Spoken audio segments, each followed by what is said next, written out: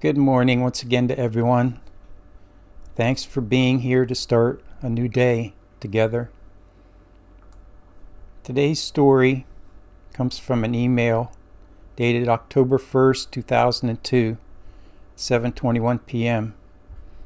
And the subject was hope. This is another from the series of the Chicken Soup Daily Serving. And it's titled The Power of Determination by Bert Dubin.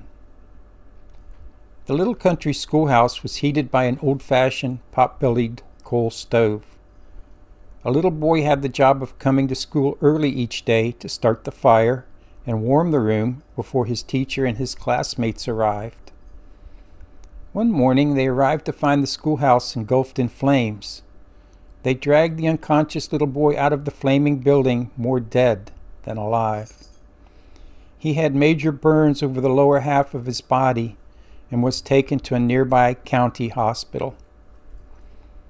From his bed, the dreadfully burned, semi-conscious little boy faintly heard the doctor talking to his mother.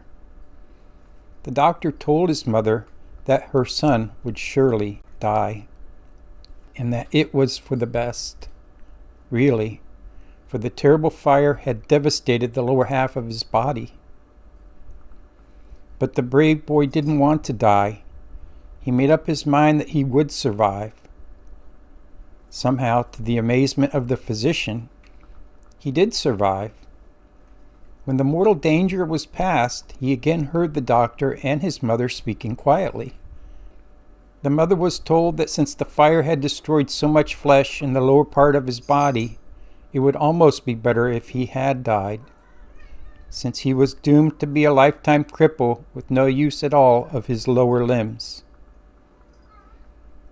Once more the brave boy made up his mind. He would not be a cripple. He would walk.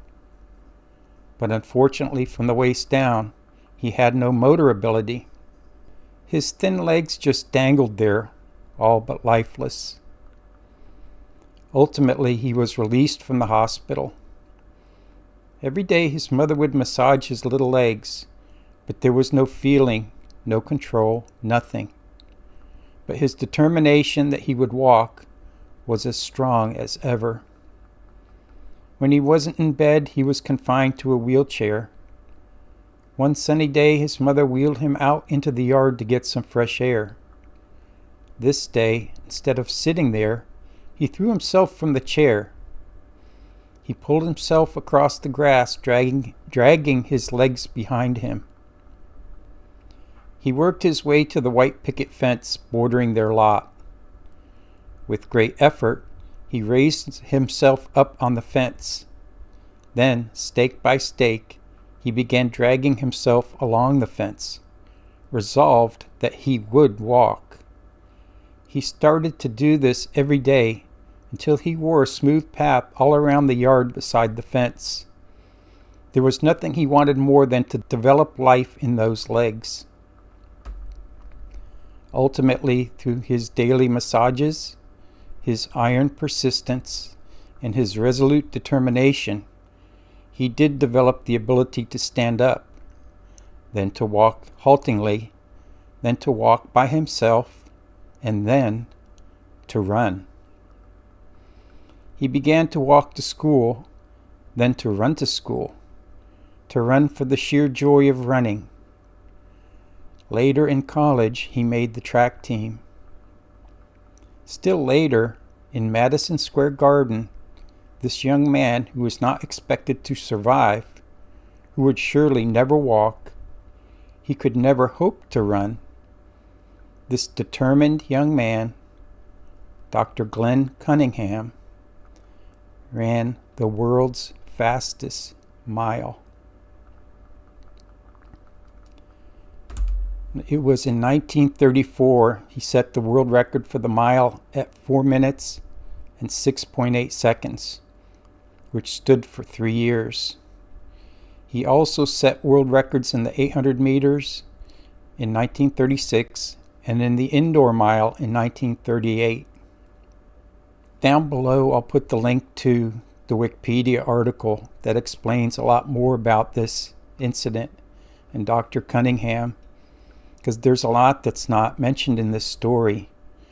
What I find truly amazing is that this took place in the early 1900s, when medical technology was nothing like it is today.